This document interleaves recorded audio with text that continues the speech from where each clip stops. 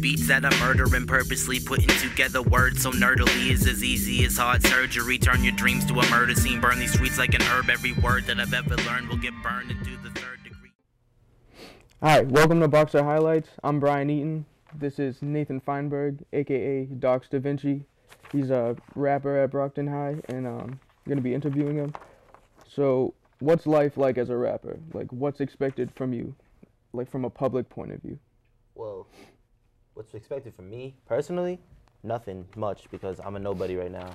But I guess it's all just based on public perspective. I mean, as rappers get bigger, they tend to have to attract a wider audience, so they have to like, commercialize their sound. Yeah, be more commercial. And for someone like me who's underground, not really well known, I guess I just gotta do what I want to do in order to get myself known, and that way I can branch out what I want. So it's basically it's all about me until someone notices me and I have to please other people. Like to be exposed to a more mainstream audience. Yeah. Right? So why do you think the school, they don't really take interest in like rappers as opposed to other forms of music? It's because of the way it's viewed in the media. And you know, back in the day where hip hop was, I hustle in the streets and it was all that stuff. That's not what schools want to view. Schools don't want that in their school. They want the kids who are well educated. They get good grades. They go to high school, and I guess they feel like rap doesn't meet that standard, which is totally false. Because I mean, yeah, you have to have a wide vocabulary, a lot of stuff like that. Like, but that's what rap is evolving into, is more educated, so to speak. Exactly. So, like, what inspired you to become a rapper? Like, what's your reasoning? Do you rap for personal interest, or do you just rap, like, you trying to get a message across? Like, well, it wasn't like one day I was like, oh, I'm gonna be a rapper today, and that's what I want to do. It was, all right. It started off me, my neighbors. We just listened to hip hop music. That's growing up. That's what we'd listen to, and then my neighbors started rapping. And so I was the younger one. I was a couple years younger, so I thought, that's so cool. So I started doing it. And everyone was like, oh, you're good at it. You should stick with it. So I stuck with it. And then as the years go on, you start listening to different types of music. You start listening to older stuff from before your time, and you find influences like that. Like Cassidy was a big influence on me because that's the first rapper I listened to. Yeah. So his style is basically what I picked up with. I took the ball and I went with it, and I'm here today. That's nice.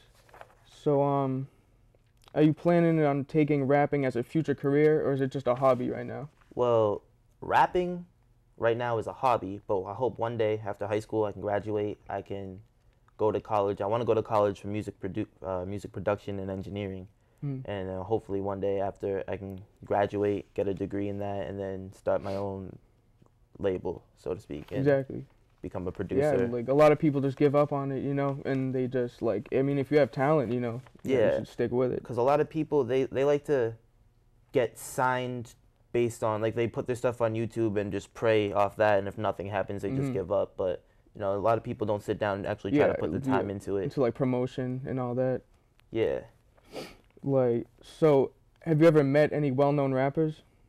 Well, last year I met Los. Oh yeah. He has a good following in Brockton now, right? Yeah, he started underground. He's from Baltimore, and he started underground, and then he had a deal, lost it, and got it back again, and now he's building his way back up. He's on Bad Boy Records with P. Diddy right now. Yeah, right? Bad Boy, and he's working on an album and stuff like that, and he's gonna get well known. And I met him before all that, so that's kind of cool. Just how was that? Did you talk to him about rapping? A little bit. I went to one of his shows with my friend, and he afterwards we were at the merchandise stand. I got a T-shirt, and he came over to look for a Sharpie to sign him, and me and my friend was standing. He called us over. He was like, "Oh, so don't be afraid." He started talking to us. That's cool. Yeah, it was really oh my God, I was kind of starstruck because at the time he was my motivation. He was my inspiration. Cool. Yeah, I thought, I was like, oh my God, there's no one better than this guy. And like he called me over. Like I didn't want to be like, oh, Yeah. oh, you're yeah. a groupie, get away from me. Yeah. Blah, blah, blah. So yeah, that's really cool. That must have been like a pivotal moment, kind of. yeah, and I got a Nice. picture with him. It was That's amazing. awesome. So like, if you could record a mixtape like with somebody, would it be Los or like any other artist? If I could, Los is definitely someone I would work with because he's, like I said, he's very inspirational to me, and I think he has like raw talent. So yeah, I like that. I would work with MGK. Machine Gun Kelly. Yeah, he's getting out there now too. Yeah, he's also on Bad Boy.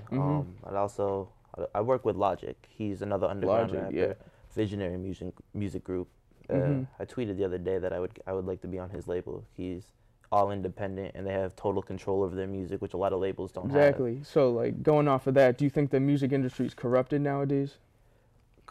I wouldn't say it's corrupted. I just think that the audience that it's trying to attract has changed dramatically. Exactly. They dumb down a lot of the stuff to appeal to a broader audience. A lot of rap now isn't hip hop, it's techno, like digitalized dubstep, all that stuff. Yeah, it's very like the electronic dance movement's definitely taken on. And it's not corrupted, it's just expanding the audience. But at the same time, as that's getting bigger, the hip hop roots that started, it loses its like natural feel to it. Hip hop that started in the 80s and 90s are now kind of forgotten and pushed away for the new generation of rap.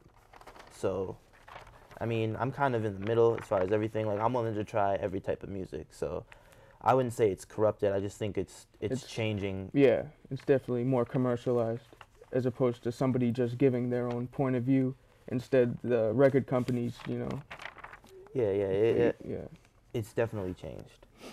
Do you why do you think a large population of rap fans prefer to listen to that old school stuff as opposed to like MMG and YMCMB? They go to the Tupacs and the Notorious B.I.G.s. Why do you think that they prefer to listen to the old school stuff? Is it because of that natural feel that the old school music has? Especially if you grew up listening to Biggie, Tupac, all the old stuff, old Eminem, Nas.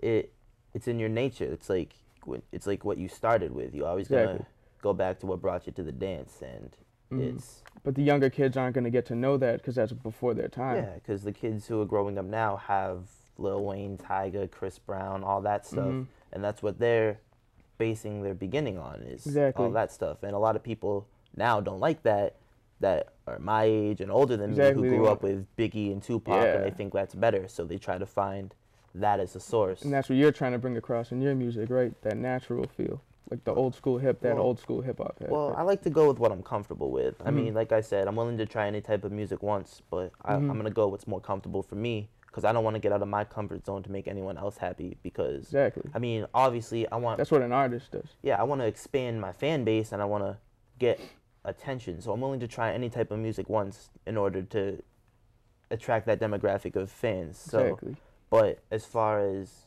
what I want to do for myself is making music overall as a whole, I'm just gonna do what I'm comfortable with. Exactly. If more people did that nowadays, we wouldn't have the like discontent with like modern music, So like have you ever rapped, like performed live? I performed live for school twice. And a couple months ago, outside of the Salvation Army next to the mall, my friend's drummer in a band owned it or was the manager, and he had a gig outside. They set up outside the equipment and everything.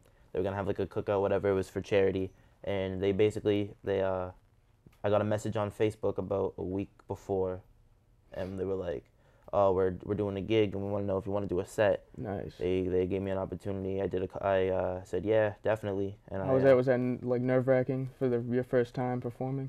Oh, yes and no, because it was. I've performed, like I act too, so I performed on stage in front of people before. So you were familiar. But at the same time, I've never. It's always something that I was given to do, and I was. Yeah, playing it wasn't your role. own stuff that you were creating. Yeah, this is stuff that I wrote. This is stuff that this is my thoughts written down on paper, recorded, and I'm saying them to the world. Well, not the world, but to the people who are there. Yeah, exactly. So I have to try to. I'm trying to please them, and at the same time, I'm trying to show them that this is what I enjoy doing. Like I'm trying to entertain. So it's not Exactly. just showing that I can rap, it's entertaining the crowd. And that was, Exactly, yeah. You don't just stand up there and just recite. It's about putting your emotion into it. I mean, yeah, So, it's not me facing the microphone in the booth. It's me, there's an audience there. You have to keep them. You have to make them like feel your music. yeah, And at the how was same it? How time. did they react to your music?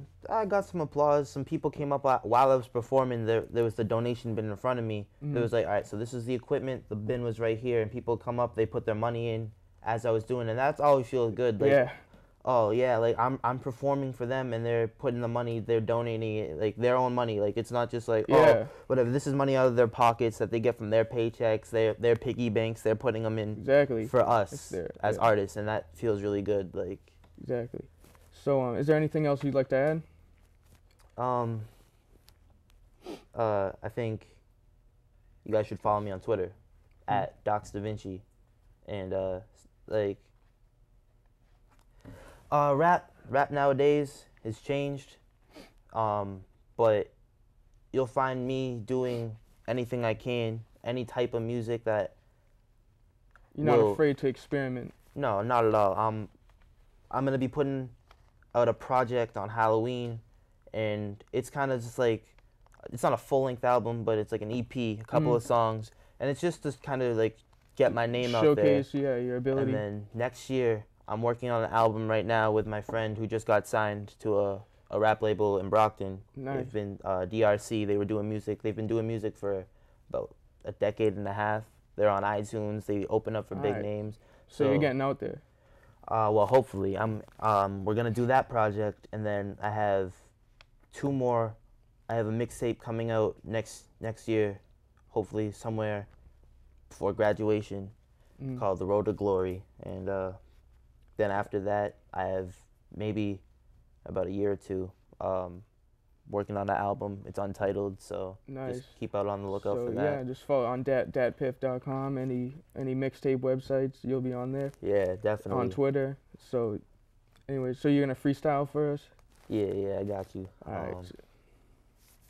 I said, you'll catch me riding to the top spot, 'cause right now it's vacant.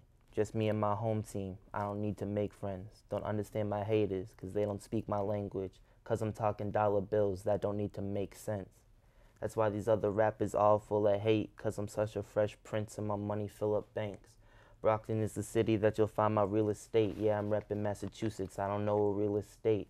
If you heard me spit, you'll know why I am a monster. 'Cause my flow's sick, someone should probably call a doctor. I'm like Tyler, and that what makes me go bonkers. 'Cause I eat the competition like the roach he ate in Yonkers. Docs are the best and I'm making it known. Yeah, I'm still young, but my paper is grown. There's only one me, they ain't making a clone. So tell Kanye and hope that I'm taking the throne. I'ma let you know why you can't see me. 'Cause I'm a boss and I'm reppin' SCB. Shoe City boys, my talent's outrageous. I'm sick of them, most of my style's contagious. I'm a young king here to start a revolution. If you wanna leave a legacy, then I can make you famous. Some say I'm the best because my flow is sick. And so these rappers can't touch me like I'm emotionless. I'm picture perfect, better go and get your camera. I'm ahead of the top 5 guys like the manager. There's no logical way to prepare for docs. A lot of people hate, but they way too scared to talk. I'll teach you how to get on a beat and start to tear apart. Yeah, you gonna learn today. I'm on my Kevin Hart. And who am I? A young kid trying to perfect his words so I can be a verbal biologist and dissect a verse. I don't care what your whack rapping bars about. Your rap is in the same spot that I started out. When I get into the booth, I start to chalk them out and do the hokey pokey, 'cause I show them what it's all about. Dox DaVinci. Follow him on Twitter, everyone. All right. All right. Thank That's you for all having me. today. See you later. Thank you.